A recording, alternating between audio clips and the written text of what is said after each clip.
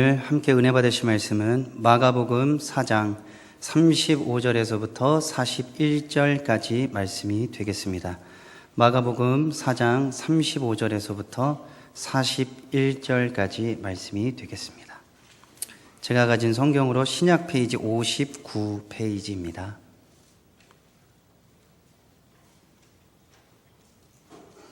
마가복음 4장 35절에서부터 41절, 저와 여러분이 한 절씩 한 절씩 교독하시다가 41절엔 다 같이 합독하시겠습니다. 제가 먼저 봉독해 올리겠습니다. 그날 저물 때에 제자들에게 이르시되 우리가 저편으로 건너가자 하시니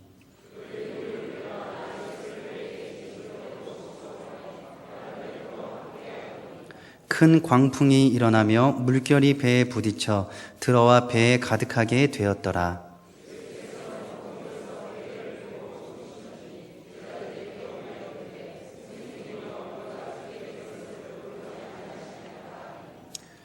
예수께서 깨어 바람을 꾸짖으시며 바다더러 이르시되 잠잠하라 고요하라 하시니 바람이 그치고 아주 잔잔하여지더라.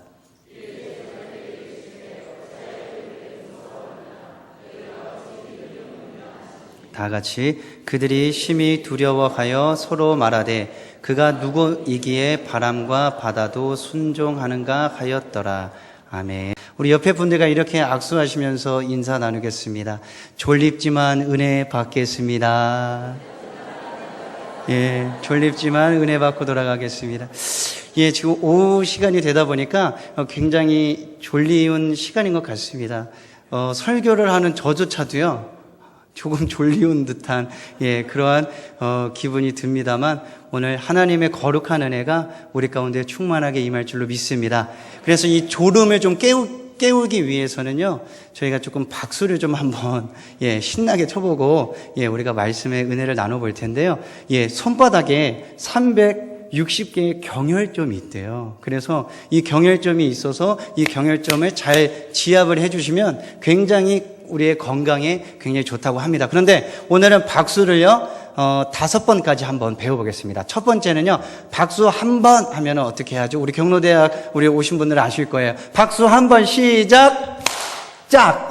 짝이라는 말과 함께 힘차게 쳐주시면 되겠습니다. 표정은요, 웃으시면서 하셔야 됩니다. 이렇게 아주 진지하게 하시는 분인데 게임이 아니고요, 우리가 이렇게 졸음을 좀 깨기 위한 워밍업입니다. 자, 박수 한 번 시작. 박수 두 번 시작. 박수 두 번은요, 짝짝이 아니라 박수 두 번은 예수 이렇게 하겠습니다. 예수 그리스도가 우리의 구원자 되시지 않습니까? 예수 이름 외에 다른 이름은 구원받을 이름은 없다고 말씀하고 있습니다. 박수 두 번 시작.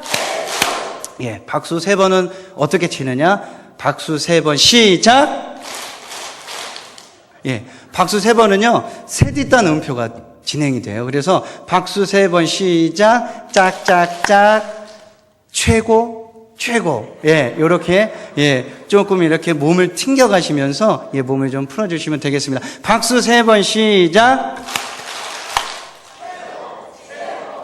목소리가 굉장히 큰데요. 우리 좀 더, 한번, 목소리 한번 크게, 다시 한번 박수 세 번 시작. 최고! 마지막 박수 5번은요, 짝짝짝짝짝. 오늘 말씀에 은혜 받겠습니다. 아멘! 이렇게, 온몸을 좀 이렇게 어깨도 풀고요. 이 이렇게 긴장된 근육도 이완시킬 수 있도록 하겠습니다. 박수 5번 시작. 아멘. 오늘 하나님의 은혜가 우리 가운데 충만하게 임할 줄로 믿습니다. 오늘은 믿음이 없는 것이 진짜 문제다. 믿음이 없는 것이 진짜 문제다라는 제목으로 하나님의 말씀 증거하겠습니다. 지난주까지 전 세계를 아주 뜨겁게 달궜던 사건이 하나 있었습니다. 그것은 다름 아닌 큰 화제가 되었던 천재 프로 바둑기사 이세돌 구단과 구글 인공지능 컴퓨터 알파고와의 짜릿한 명승부가 펼쳐졌습니다. 그래서 인터넷의 검색어에 1위로 오르게 되고요, 텔레비전만 틀어도 이세돌. 그래서 저는 처음에 이세돌 이름의 뜻을 잘 몰라가지고 하나 둘 세 개의 돌, 이런 이름의 뜻이구나, 바둑을 두면 3번 만에 이기는구나, 뭐 이런 이름의 뜻을 가진 줄 알았습니다. 그런데 인간 세자의 바둑돌, 바둑의 돌로 세계의 최고가 되어라라는 아버지의 깊은 뜻이 담긴 이름이라고 합니다. 이세돌은요, 전라남도 신안군 비금도라는 작은 섬에서 태어났다고 합니다. 5살의 나이에 사탕을 물지 않고요, 5살의 나이에 바둑을 두기 시작했다고 합니다. 아버지도 바둑 기사인데요, 10살 때는요 이미 아버지를 뛰어넘어섭니다. 그리고 12살, 그러니까 초등학교 6학년 때 프로 바둑 기사로 등극을 하게 됩니다. 그리고 세계 정상급인 세계 메이저 대회에 나가서요, 프로 5단을 꺾는 놀라운 이변을 연출했습니다. 그래서 이 10년 넘게 세계 정상의 자리에 매김한 명실상부한 바둑의 천재였습니다. 그에 맞선 구글의 인공지능 알파고는요, 영어로 바둑이 고래요, 고.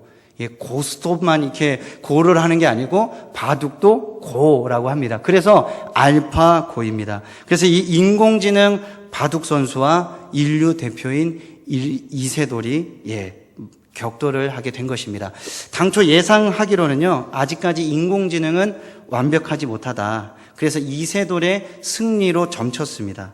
그런데 예상 밖의 결과가 나왔죠. 당초 많은 사람들이 이세돌이 승리할 것이다 라고 했는데 이세돌은 알파고에게 그만 1대4로 패배를 하게 된 것입니다. 그러면서 인류 학자들과 더불어서 많은 사람들이 큰 충격에 빠졌습니다. 어떻게 사람이 컴퓨터 따위에게 질 수가 있나? 이제는 사람이 컴퓨터에 지배받는 시대가 정말 오는 것이 아니냐 하는 염려가 굉장히 커지기 시작했습니다. 그러면서 인공지능에 대한 관심이 뜨거워지기 시작했는데 이 인공지능이 도대체 뭐냐? 쉽게 정의하면 문제를 푸는 기능이 인공지능이라는 것입니다. 어떠한 상황과 우리가 문제를 맞닥뜨리게 되면요, 그 문제에 대해서 어떻게 이것을 풀어나가야 할지 유기적으로 풀어가는 것이 인공지능이라는 것입니다. 우리는요, 우리가 살면서 참으로 많은 문제의 해결 과정을 거칩니다. 오늘 교회에 갈 때 옷은 무엇을 입어야 되지? 양말은 회색 양말을 신어야 될까? 검정 양말을 신어야 될까? 아침은 먹고 가야 될까? 말아야 될까? 끊임없는 질문 속에 우리가 답하고 결정을 합니다. 그런데 컴퓨터도 이와 같이 사람처럼 그 문제에 대해서 결정을 내릴 수 있는 로봇이 바로 인공지능이라는 것입니다. 사람과 같이 할 수 있는 능력을 가진 컴퓨터가 쉽게 말해 인공지능이라는 것입니다. 그런데 이 인공지능이 어떻게 해서 가능할 수 있느냐? 미리 사람이요, 수만 가지의 그 방법과 수만 가지의 그 경우의 수를 입력을 해놓습니다. 그래서 이 입력해 놓은 그 값을요, 컴퓨터가 빠르게 계산을 해가지고 결정을 내리더라는 것입니다. 그러니까 인공지능이 굉장히 똑똑하고 굉장히 유기적인 것 같지만 실제로 그 컴퓨터의 프로그램을 누가 입력을 해놓는 거죠? 사람이 직접적으로 쳐 넣어야 인공지능이 가능할 수가 있다는 것입니다. 그러니까 이세돌이 어떻게 해서 이 알파고, 이 인공지능 프로그램에게 질 수가 있었느냐? 사람은요, 조금은 빈틈이 있습니다. 그래서 살짝 긴장을 하기도 합니다. 긴장을 하다 보면요, 안 하던 실수까지 합니다. 그리고 사람이 너무나도 긴장하면요, 머릿속에 어떻게 된다 그러죠? 하얘진다 그럽니다. 시험 칠 때는 생각이 안 나요. 그리고 시험이 끝나고 집에 갈 때 3번을 찍었어야 되는데 내가 2번을 찍었구나. 이상하게도 답이요, 그때는 생각이 안 나는데 집에 갈 때 생각이 나더라는 것입니다. 그래서 사람은 굉장히 감정적인 어떠한 사회적 동물이기 때문에 이 감정에 굉장히 지배를 받습니다. 그래서 사람과 사람과의 대결에서는요, 없던 실수까지도 나오고 긴장하다 보니까 이 길이 잘 보이지가 않는데 컴퓨터는 감정이 있습니까? 없습니까? 감정이 없다 보니까 실제적으로 이세돌이 어떠한 그러한 그 전략을 펼치는 가운데 실패했다라고 그렇게 이야기를 하게 된 것입니다. 많은 경우의 수를 사람들이 입력한 결국엔 인공지능이 결국 이세돌을 꺾었다라는 것입니다. 그런데 이세돌은요, 담담하게 인터뷰를 했습니다. 이세돌이 진 것이지 사람이 컴퓨터에게 진 것이 아닙니다. 저는 연약하고 부족하지만 노력해서 다시 오겠습니다라고 이야기를 하게 된 것입니다. 이렇게 인공지능 컴퓨터는요, 우리가 많은 경우의 수를 집어넣고 그것을 빠르게 계산하는 능력을 가져서 문제를 푸는 어떤 기능을 가졌다라는 것입니다. 그런데 우리의 인생은 이와 같지 않더라는 것입니다. 여러분, 우리의 인생은 어떻게 계산이 척척 잘 되십니까? 우리가 우리의 삶에 놓인 그 문제를 우리가 자꾸만 해답을 찾으려고 끊임없이 질문하고 끊임없이 그 해답을 찾으려고 하지만 우리가 그것을 찾지 못할 때가 더 많다는 것입니다. 아버지가 굉장히 공부를 잘하는데 그래서 당연히 우리 자식은 공부 잘하겠지? 그런데 뚜껑을 열어보니까 공부를 꼭 그렇게 잘하지만은 않더라는 것입니다. 아버지가 키가 크니까 내 자식도 키가 쑥쑥 자라겠지? 실질적으로 뚜껑을 열어보니까요, 그게 내 마음처럼 쉽게 잘 풀리지가 않더라는 것입니다. 그래서 우리의 그 인생사를 들여다보면요, 우리의 인생사는 쉽게 풀리는 문제가 아무것도 없다라는 것입니다. 또한 우리가 인공지능은 미리 예측을 해서 계산을 하지만 우리의 인생 가운데 돌발 상황이 어떻게 예측 불허한 일들이 벌어질지는 그 아무도 잘 모른다는 것입니다. 그러면서 우리는 자꾸만 문제를 맞이하게 될 때에 우리는 그 문제의 원인을 외부의 환경 탓으로 돌리기 시작하더라는 것입니다. 나는 안 그러는데 상대방이 나를 자꾸 건드려서 그렇다. 상대방에게 그 원인을 찾으며 탓하는 경우가 많더라는 것입니다. 오늘 본문 말씀을 보시면요, 오늘 본문 말씀에 보면 사실 문제는 결코 환경 때문에 그런 것이 아니다. 성경에서 말하기를 그러면 무엇이 문제냐? 믿음이 문제다라는 것입니다. 오늘 마가복음 4장 40절 거기에 보면 너희가 어찌 믿음이 없느냐? 믿음의 결핍, 이 모든 것이 믿음이 없는 게 문제다라고 오늘 예수님께서 우리 가운데 말씀을 하고 있더라는 것입니다. 광풍이 불어서 어마어마한 파도가 몰아쳐서 곧 배가 가라앉게 생겼는데 우리에게 불어닥친 풍랑이 문제가 아니라 우리 안에 믿음이 없는 것이 가장 큰 문제다라고 말하고 있는 것입니다. 잠언 4장 23절에 보니까 모든 지킬 만한 것 중에 내 마음을 지키라. 생명의 근원이 이에서 남이니라. 아멘.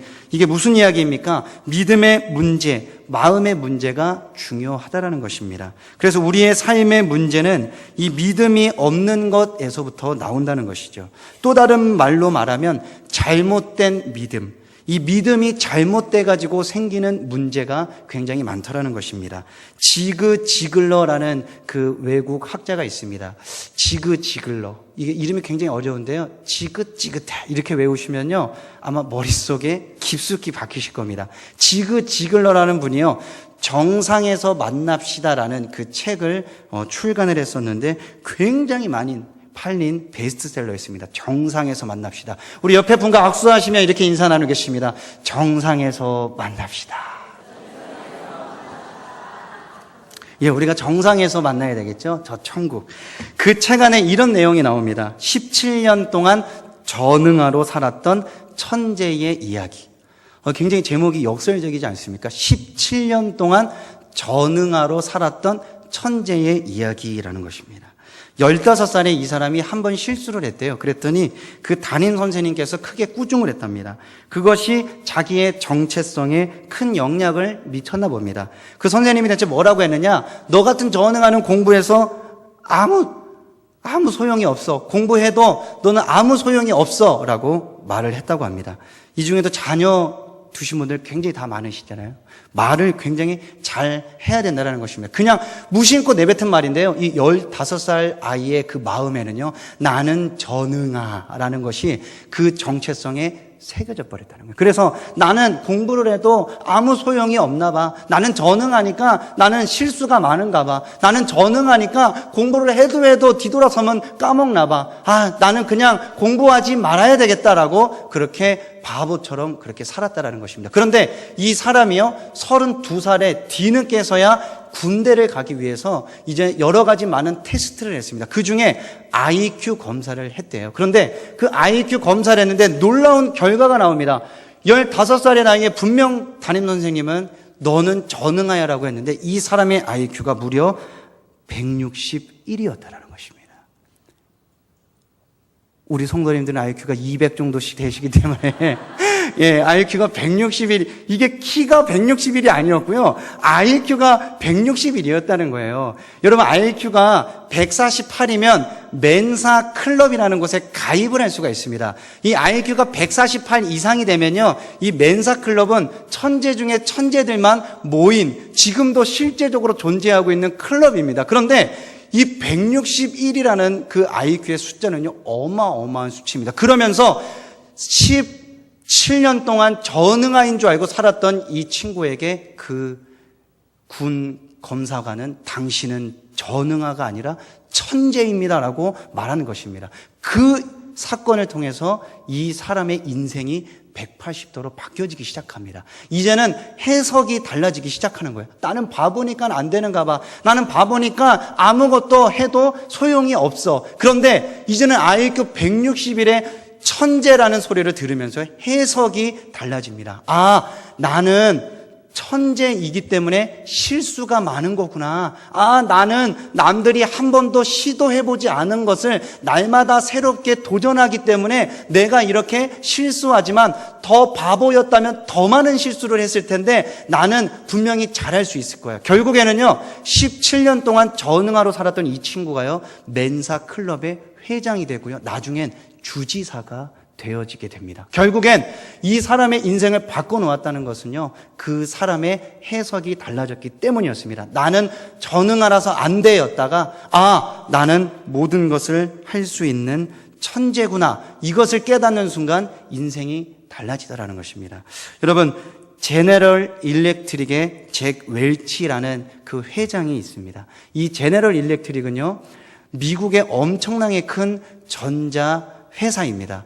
이 글로벌 회사인데 이 잭 웰치 회장의 자서전에 보면 어머니가 자기에게 힘을 주는 분이었다라고 이야기하고 있습니다. 자기가 어렸을 때 이 잭 웰치라는 사람이 말을 좀 이렇게 더듬었대요. 말을 좀 더듬으니까 사람들한테 놀림받고 바보 같다고 늘 그렇게 놀림받고 되게 마음속에 상처가 있었다고 합니다. 그런데 이 잭 웰치, 말을 더듬는 아들에게 어머니가 무엇이라고 말하냐면요, 너는 생각이 너무 빠르니까 입이 쫓아가질 못하는 거야 라고 이야기를 해줬다라는 것입니다.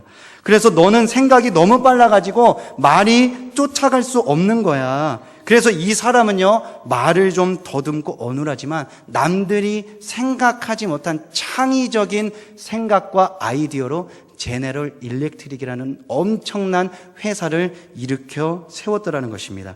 여러분, 천재는요, 이해되어지는 것이 아니라 해석에 따라 달라지는 것입니다. 해석, 엉뚱하다 그러지 아니하고 너는 머리가 좋은 거야. 너는 말을 더듬는 게 아니고 생각이 빠른 거야. 이게 해석이 다른 겁니다. 바른 믿음을 갖는 것이 그만큼 중요하다라는 것입니다. 우리가 이걸 적용한다고 한다면 이제는요, 나의 나된 모습을요, 나로만 생각하지 마시고요, 우리 안에 계시는 예수님의 능력과 은혜가 우리 가운데 반드시 있다라는 것을 우리가 언제나 기억하고 믿음으로 나아가야 된다라는 것입니다. 그래서 오늘은 우리가 믿음을 변치 않기 위해선, 우리가 믿음의 사람이 되기 위해선 어떻게 살아야 하는지 세 가지로 정리해 드리겠습니다. 우리는 첫 번째로 경험의 한계를 깨트려 버려야 한다는 것입니다. 우리가 믿음의 사람이 되기 위해서는요, 첫 번째로 이 경험의 한계를 과감없이 버려야 하는 것입니다. 우리 오늘 본문 말씀 37절, 38절 말씀 함께 큰 목소리로 다 같이 읽어보도록 하겠습니다. 시작.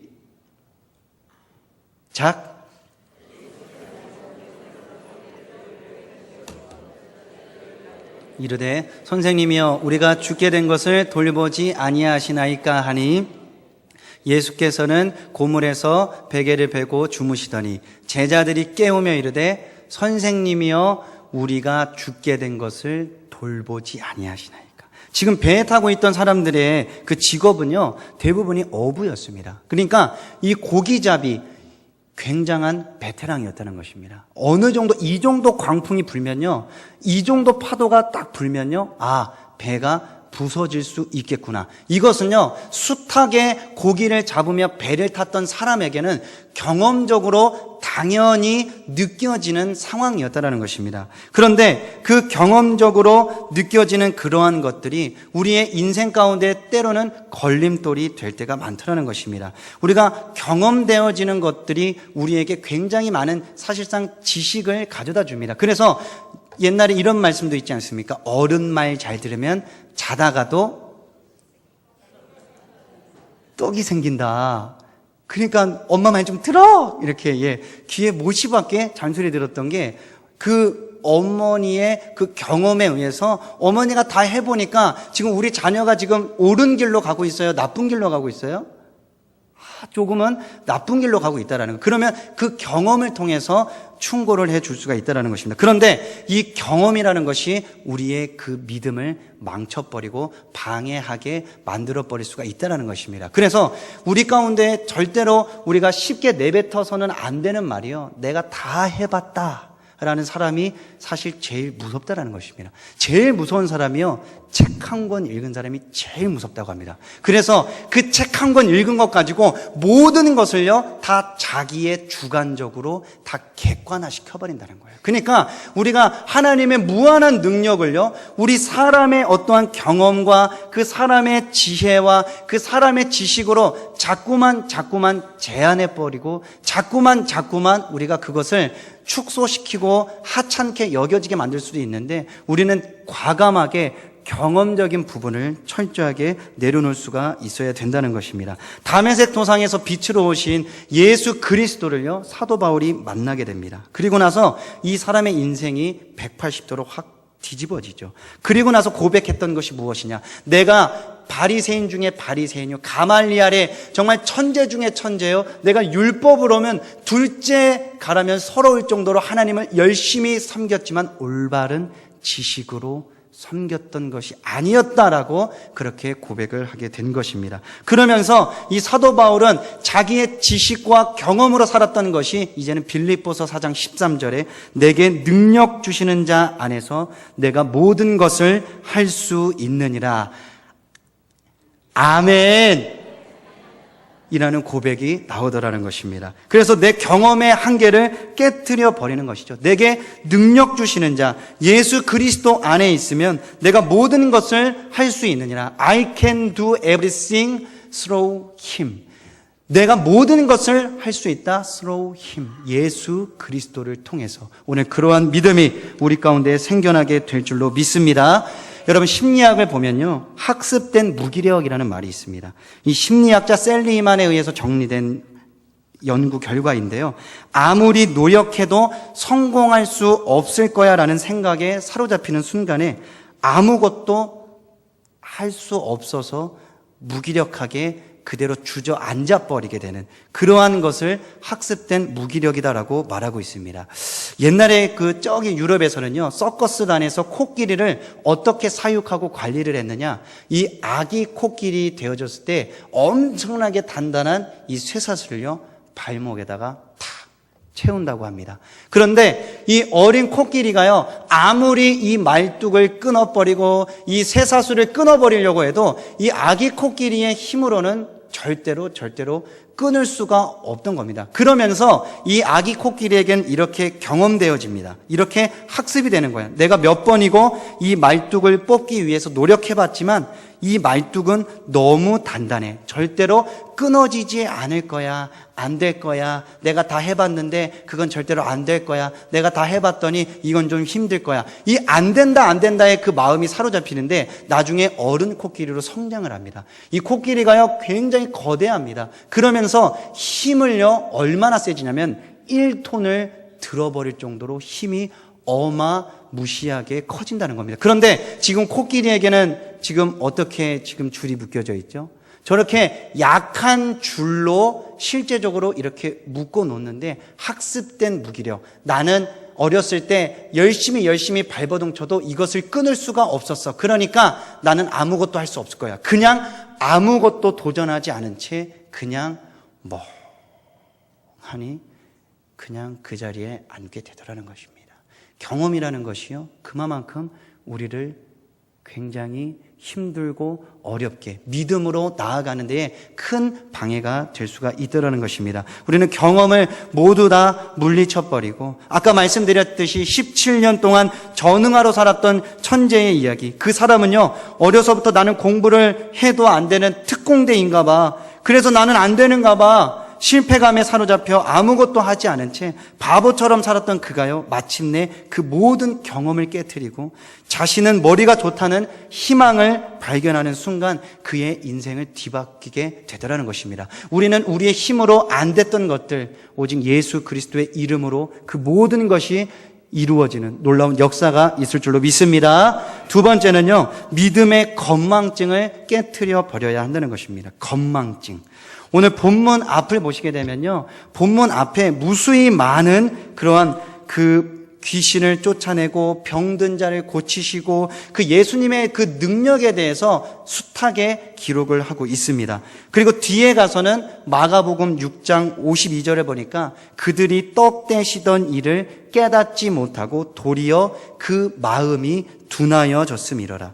바로 앞에 오병이어의 기적이 있었거든요. 5,000명을 먹이는 놀라운 역사가 있었거든요. 그런데 그것도 다 잊어버리고 마음이 둔해져 버렸다는 것입니다. 우리 안에 하나님의 말씀의 은혜를 채우지 아니하면요, 금방이라도 우리는 잊어버리고 망각해버리고 이런 영적인 건망증에 사로잡히게 되면서 두려움에 사로잡히게 되더라는 것입니다. 이 모든 것이 무엇 때문에 그렇습니까? 영적인 건망증 때문에 그렇다는 것입니다.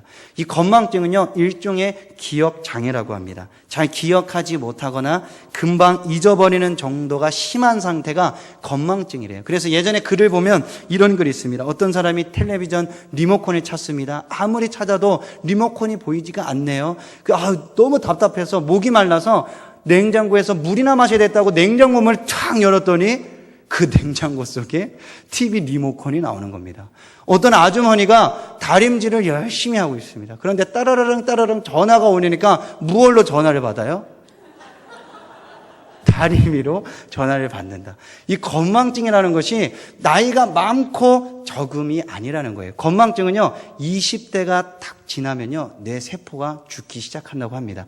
이 건망증, 제가 나이도 많지 않은데 저도 건망증 때문에 굉장히 고생한 적이 있습니다. 제가 새벽 예배에 일어나서 새벽 차량 운행을 나가야 되는데 저는 눈이 조금 나빠서 새벽에 운전을 할 때 반드시 안경이 필요합니다. 그래서 자다 일어나서 안경을 찾는데 아무리 찾아도 안경이 없는 거예요. 이상하다. 내가 분명히 안경을 침대 옆에 둔 것 같은데 침대 밑을 뒤져봐도 서랍을 뒤져봐도 아무리 없습니다. 그래서 별 생각이 다 드는 거예요. 오늘은 하나님께서 새벽 예배를 쉬라고 하시는 건가? 왜 안경이 안 보이지? 하고 너무나도 빨리 지금 시간은 임박해서 빨리 가야 되는데 어떻게 해야 될까? 땀은 이렇게 한번 싹 닦았는데요. 글쎄, 제가 안경을 쓰고 잤나 봐요. 그 전날 밤 피곤해가지고 안경을 쓰고 잤는데 일어나가지고 안경을 찾는데 아무리 찾아도 없는 것입니다. 이 건망증이라는 게 그렇더라고요. 제가 한 번은요, 제가 그 오랜 생활 동안 좀 자취 생활을 했었던 적이 있는데 그 밤중에 어떤 그 권사님이 보신탕을 끓였다고 가져오신 거예요. 보신탕. 그래갖고 이게 무슨 웬 보신탕인가. 지금 이제 시간은 좀 늦었고 내일 먹으면 되겠구나 하고 보신탕을 딱 두고 자고 일어났습니다. 시계를 보니까 출근 시간이 다가왔어요. 그런데 그 교회는요, 점심을 자급자족을 해야 됐어요. 그래서 내가 어떻게 해 먹어야 되는 상황입니다. 순간 굉장히 마음에 부자가 된 것 같은 기분이 들더라고요. 그 전날 밤에 제가 무엇을 받았죠? 보신탕이 있구나. 내가 힘이 엄청나게 세지겠구나. 그래가지고 그 보신탕이 혹여나 시꼬꾸라질까봐 제가 그 보신탕을 약불로 이렇게 해서 중간불로 딱 놓고 세수를 쫙 하고 양치질을 할렐루야 하는데 또 시간을 딱 봤더니 출근 시간인 거예요. 그래가지고 빨리 옷 입고 출근해버렸어요. 그런데 그 교회의 꼭대기에 사택이 있었는데 1시간 반이 지났더니 난리가 난 겁니다. 연기가요, 이 교회 가운데 자욱하게 있는데 처음에 저는 예수님이 오신 줄 알았어요. 그래가지고 이게 무슨 일인가 하고 문을 열고 나가봤더니 탄내가 나는 거예요. 그래서 아이고, 그때 순간 보신탕이 생각이 난 겁니다. 그래가지고 불이 나게 그냥 집에 들어갔더니요, 냄비는 빨갛게 달궈져 있고요, 내 아까운 보신탕은 아주 검은 재로 변하게 되어졌습니다. 그래서 요즘도 제가 나갈 때 순간적으로 가스레인지는요, 한 번씩 제가 거들떠보고 그렇게 나갑니다. 이 건망증이라는 게 정말 나이에 많고 적음, 또 공부를 많이 하고 적게 하고를 떠나서 이 건망증이라는 것이 우리 가운데 찾아오게 되더라는 것입니다. 그런데 더욱더 심각한 것은요, 영적인 건망증이 우리 가운데 반드시 생겨나게 되더라는 것입니다. 어제 기도했을 때 하나님이 우리의 삶을 도와주셨고요, 우리의 지난날의 삶을 돌아봤을 때 우리가 힘들고 어려울 때 정말 구사일생으로 하나님께서 벼랑 끝에서 건져주시고 벼랑 끝에서 건져주시고 내가 몸이 힘들고 어려울 때 우리에게 새 힘을 주셨던 그 하나님의 은혜를 오늘 기억할 수 있어야 되는데, 우리가 순간적으로 어려움이 오고 순간적으로 부족함이 오니까 원망하고 불평하고 믿음으로 하나님 앞에 기도를 하지 못하게 되더라는 것입니다. 이 건망증에 좋은 음식은요, 호두, 견과류, 그리고 살찔까 봐 안 드시는데 삼겹살, 단백질 섭취를 해 주셔야 됩니다. 영적인 건망증에 좋은 것은요, 명불허전입니다. 말씀과 기도인 줄로 믿습니다. 이 예배의 자리인 줄로 믿습니다. 그리스도의 말씀을 듣는 가운데에 우리의 마음 가운데에 하나님에 대한 믿음이 쑥쑥 자라나는 은혜가 있게 될 줄로 믿습니다. 세 번째는요, 우리가 믿음으로 일하기 위해서는요, 우리의 과학적 지식을 깨트려 버려야 한다는 것입니다. 오늘 마지막입니다. 오늘 40절, 41절 말씀 우리 다 같이 함께 읽어보도록 하겠습니다. 40절, 41절 시작.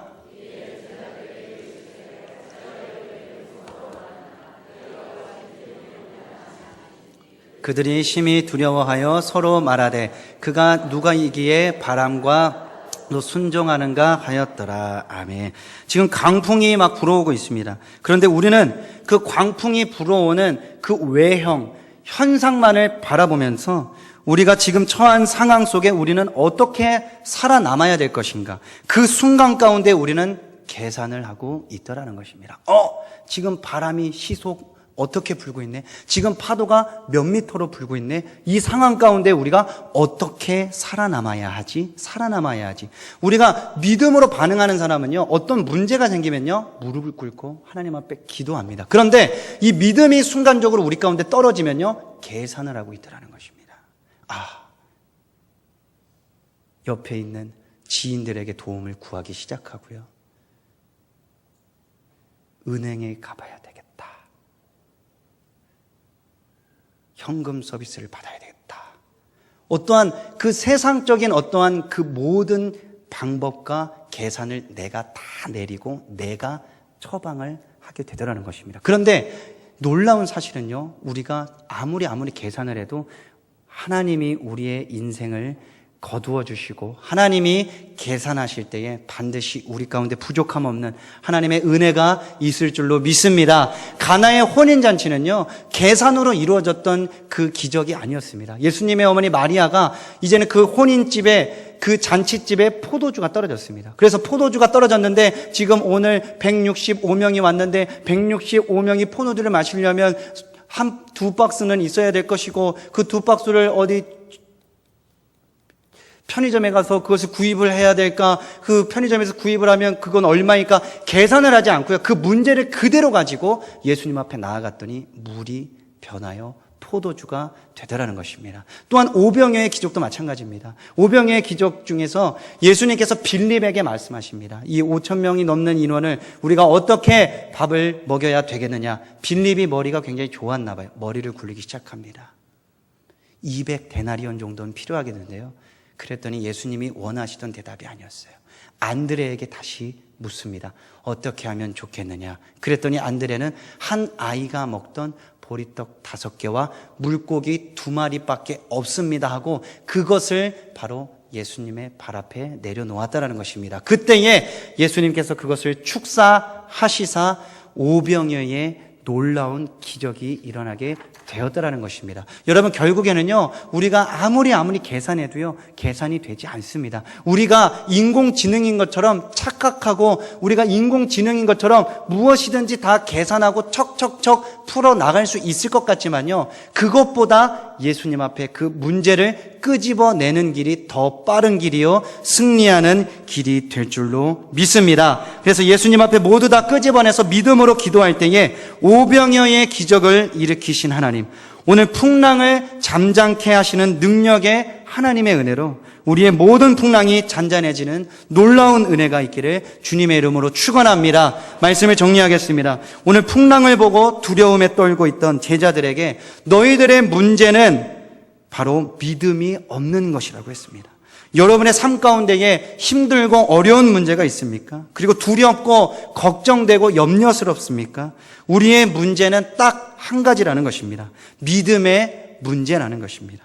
믿음이 병들었기 때문에, 믿음이 흔들렸기 때문에, 하나님으로부터 멀어졌기 때문에 그렇다라는 것입니다. 결국엔 우리의 삶의 문제는요, 하나님과의 관계가 흐트러지면서부터, 거기에서부터 결국엔 우리의 마음속에 분열이 일어나게 되고 우리의 마음 가운데 염려와 근심이 들어오게 되더라는 것입니다. 경험적인 한계를 극복하고 믿음의 건망증을 벗어버리고 과학적으로 계산하지 마시고 무조건적으로 하나님 앞에 믿음을 달라고 기도해 보십시오. 그 믿음 가운데에 반드시 다시 일어서는 은혜가 우리 창원 성결교회 성도님들 가운데 충만히 임하기를 주님의 이름으로 축원합니다.